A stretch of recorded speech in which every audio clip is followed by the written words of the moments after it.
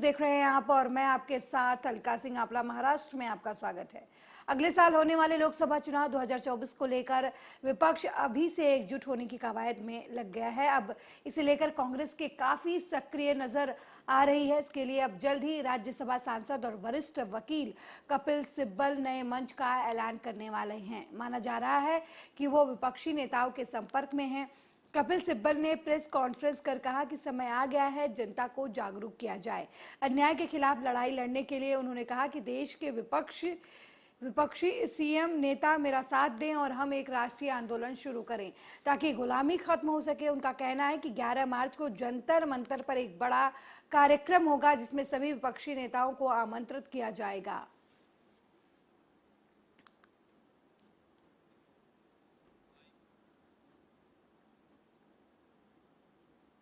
वहीं Rouse Avenue court के विशेष न्यायाधीश एमके नागपाल दिल्ली आबकारी मामले में मनीष सिसोदिया की जमानत याचिका पर सुनवाई के लिए कोर्ट में पहुंचे और मामले की सुनवाई की गई। इस बीच राउज एवेन्यू कोर्ट के विशेष जज एमके नागपाल ने सीबीआई अधिकारियों से सख्त लहजे में पूछा कि आपको कितना समय चाहिए, क्या आपको लगता है कि रिमांड का आदेश गलत है?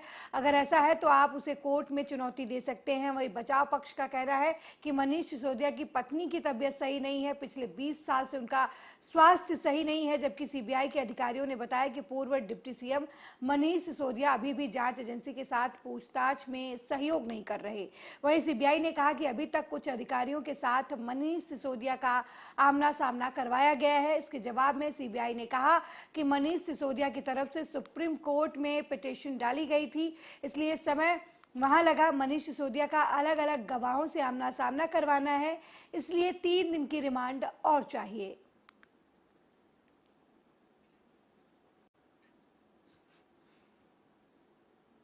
वहीं chief justice of India DY Chandrachud ने कहा कि झूठी खबर के दौर में सच पीड़ित हो गया है और सोशल मीडिया के प्रसार के साथ ही हालात ऐसे बन गए हैं कि कई बार जो कुछ कहा या सुना जाता है उसकी तार्किक आधार पर कभी कोई पुष्टि नहीं की जा सकती। CJI Chandrachud American bar association India conference 2023 में law in age of globalization convergence of India and west विषय पर बोल रहे थे। सीजेआई डीवाई चंद्रचूड़ ने कहा, हम ऐसे युग में रह रहे हैं जहां लोगों के पास सब्र और सहिष्णुता की कमी है, क्योंकि ऐसे नजरिए को स्वीकार करने के इच्छुक नहीं है जो उनके दृष्टिकोण से अलग है।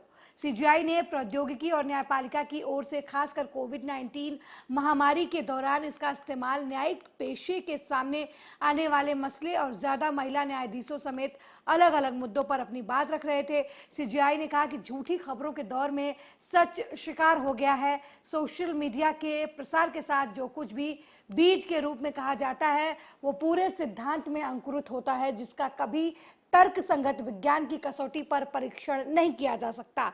उन्होंने कहा कि भारतीय संविधान वैश्वीकरण का एक प्रमुख उदाहरण है और ये हमारे वैश्वीकरण के युग में प्रवेश करने से पहले से है।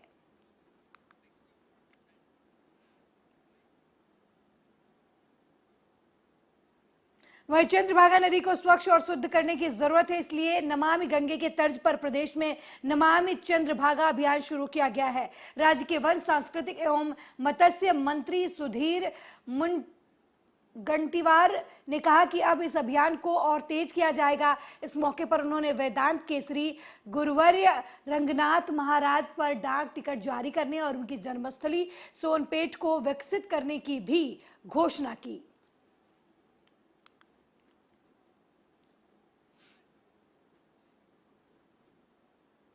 वहीं बीजेपी विधायक और मुंबई अध्यक्ष आशीष शेलर ने पत्रकारों से बातचीत में कहा कि सिर्फ निजी स्वार्थ की वजह से तत्कालीन मुख्यमंत्री उद्धव ठाकरे ने स्वर्गीय सुप्रसिद्ध गायिका लता मंगेशकर विद्यालय की फाइल रद्द कर दी थी।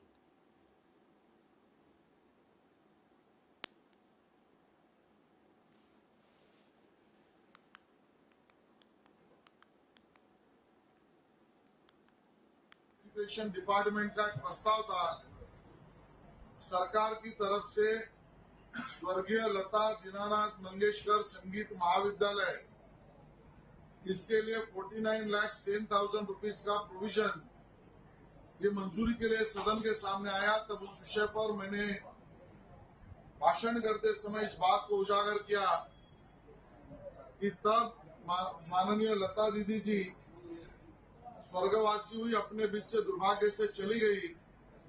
उस समय पर तत्कालीन उद्धव ठाकरे जी के नेतृत्व की महाराष्ट्र विकास आघाड़ी की सरकार ने लता दीदी के नाम से ये संगीत महाविद्यालय होगा ऐसी घोषणा की।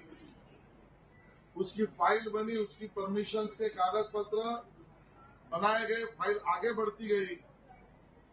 फाइनल मंजूरी के लिए तब के मुख्यमंत्री के पास वो फाइल गई। उसके पहले लता जी के नाम का प्रथम पुरस्कार ये भारत के प्रधानमंत्री नरेंद्र मोदी जी को देने का कार्यक्रम हुआ। बस उसी बात का गुस्सा और उसी बात की मन में पीड़ा, मैं उस कार्यक्रम में नहीं जा सका, मुझे न बुलाया गया, ये तब के मुख्यमंत्री उद्धव जी ने मन में रखी और फाइनल मंजूरी के लिए ये स्वर्गीय लता दीनानाथ मंगेशकर संगीत महाविद्यालय की फाइल मुंबई से सटे डोंबिवली पूर्व रेलवे स्टेशन क्षेत्र के शुभ मंगल हॉल के सामने सुबह एक रोंगटे खड़े कर देने वाली घटना हुई, जहां एक व्यक्ति ने सड़क के किनारे लगे बिजली के खंभे से फंदा लगाकर आत्महत्या कर ली। इस घटना से थाना क्षेत्र में सनसनी मच गई। घटना की जानकारी पाकर मौके पर पहुंची रामनगर थाने की पुलिस ने शव को कब्जे में लेकर पोस्टमार्टम के लिए भेज दिया। मृतक कौन है, कहां से आया है, इस बारे में अभी तक कोई जानकारी नहीं मिल पाई है। फिलहाल पुलिस मृतक की शिनाख्त करने में जुटी हुई है।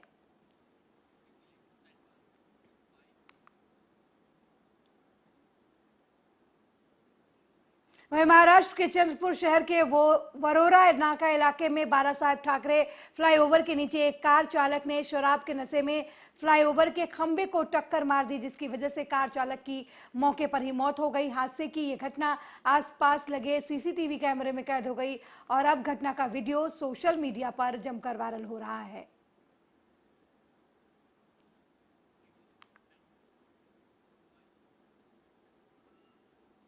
वहीं महाराष्ट्र के धाराशिव में 2 महीने के छोटे बच्चे की 1.5 महीने के बाद दिए जाने वाले इंजेक्शन की वजह से जान चली गई। इंजेक्शन लगने के 1 घंटे के बाद ही बच्चे की मौत हो गई। ये घटना जुनोनी गांव के पीएचसी का है, जहां 2 महीने के बच्चे को 1.5 महीने के बाद लगने वाला इंजेक्शन लगाया गया, लेकिन इंजेक्शन लगने के 1 घंटे बाद बच्चे ने दम तोड़ दिया।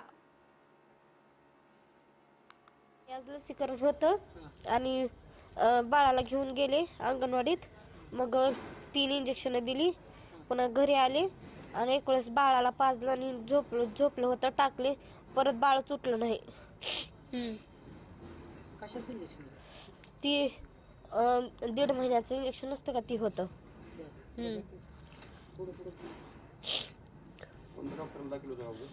नाही, कोणाच डॉक्टरला नव्हतं।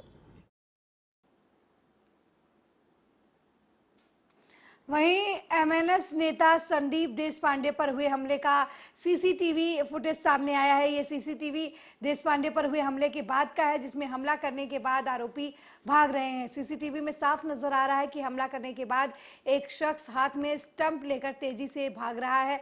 कुछ मिनट बाद ही वो स्टंप को कार के पीछे फेंक कर तेज कदमों से निकल जाता है। फिलहाल इस मामले में पुलिस ने आरोपियों को पकड़ने के लिए 8 टीमें बनाई हैं।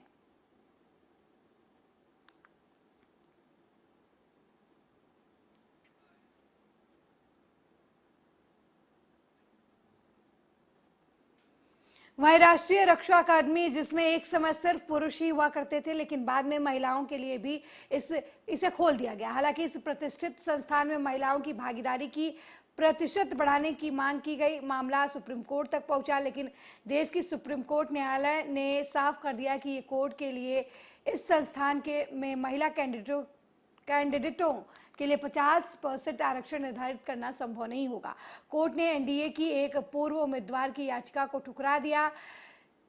सीट्स संजय किशन कौल ने ये नोटिस किया कि उनकी बेंच पहले ही याचिकाओं के एक अलग बैच को लेकर मामले की निगरानी कर रही है।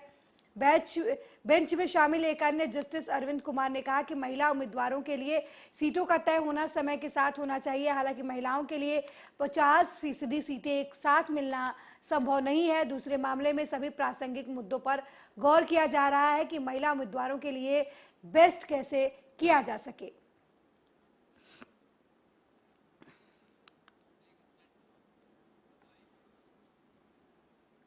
बीजेपी के राष्ट्रीय प्रवक्ता संबित पात्रा ने शनिवार को बीजेपी के राष्ट्रीय कार्यालय में एक प्रेस कॉन्फ्रेंस को संबोधित किया। विपक्षी पार्टी पर जमकर इस दौरान उन्होंने निशाना साधा। संबित पात्रा ने भारत में हुई विदेश मंत्रियों की बैठक का जिक्र करते हुए पीएम मोदी की तारीफों के पुल बांधे। संबित पात्रा ने कहा कि आज भारत G20 की अध्यक्षता कर रहा है और पूरा विश्व प्रधानमंत्री मोदी के नेतृत्व का लोहा मान रहा है। अपनी इस बात पर उन्होंने कांग्रेस के पूर्व अध्यक्ष राहुल गांधी पर भी निशाना साधा।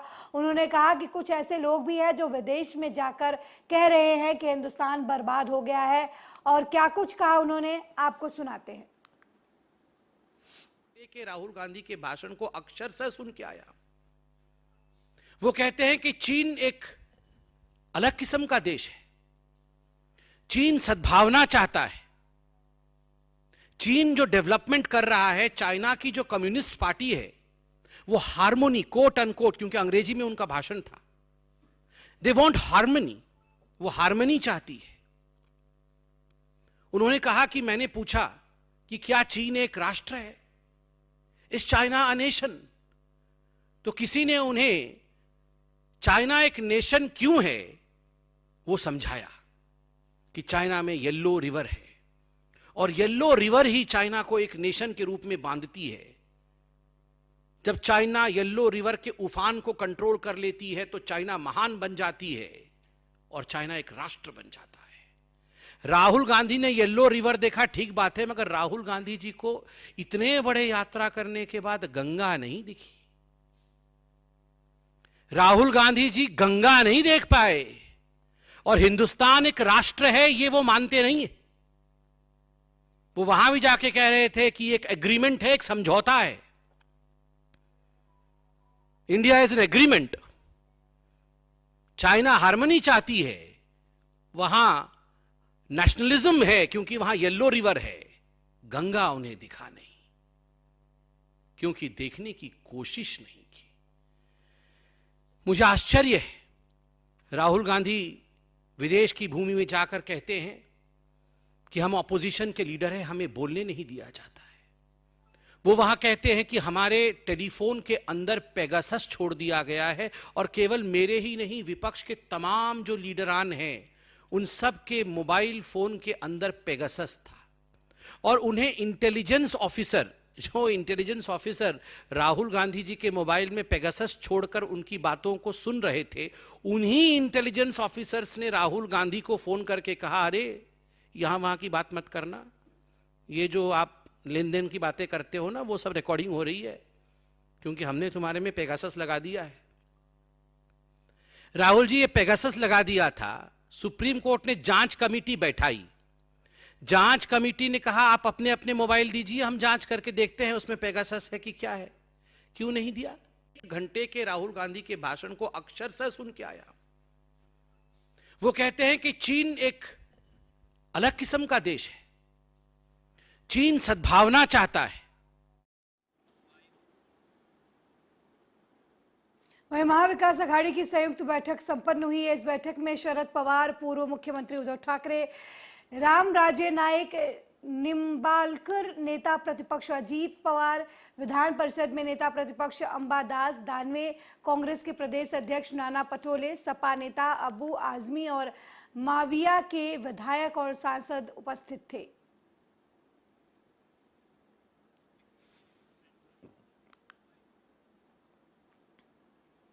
वहीं मुंबई उपनगर के कांदिवली चारकोप में एक स्कूल के लिए बच्चों को लाने ले जाने के लिए एक निजी बस के चालक को उस समय हार्ट अटैक आ गया जब आरटीओ के अधिकारी अचानक उसकी बस को चेक करने लगे। उसे तत्काल कांदिवली के ऑस्कर अस्पताल पहुंचाया गया जहां उसकी मौत हो गई।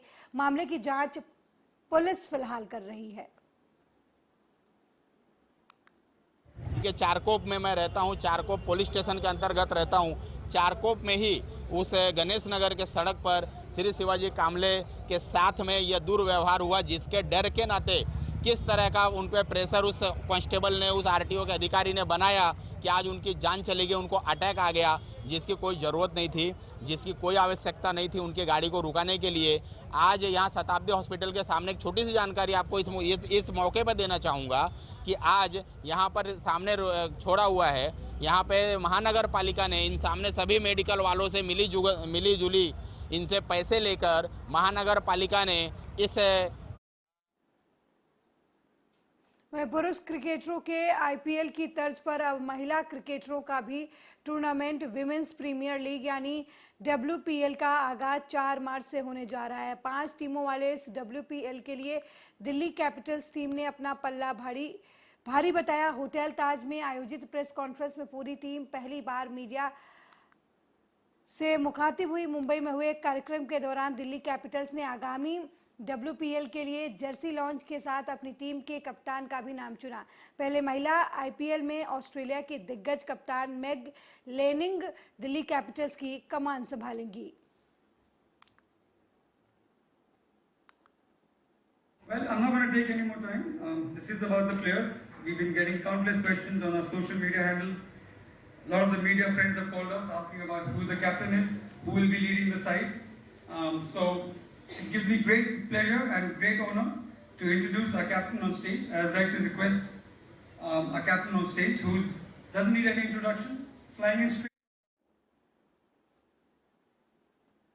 मैं उधर गुट के राज्यसभा सांसद संजय राउत सिंधे गुट पर लगातार जुबानी हमले कर रहे हैं। पार्टी से नाम शिवसेना और चुनाव चिन्ह हाथ से जाने के बाद राउत एक के बाद एक बयान दे रहे हैं। महाराष्ट्र के कोल्हापुर में हाल ही में उन्होंने बड़ा बयान दिया और इस पर राउत ने राज्य के मुख्यमंत्री एकनाथ शिंदे गुट के विधायकों को चोरी का गिरोह बता दिया, जिस पर जमकर सियासत देखने को मिली और एक बार और मंच से संजय राउत ने सरकार पर निशाना साधा है।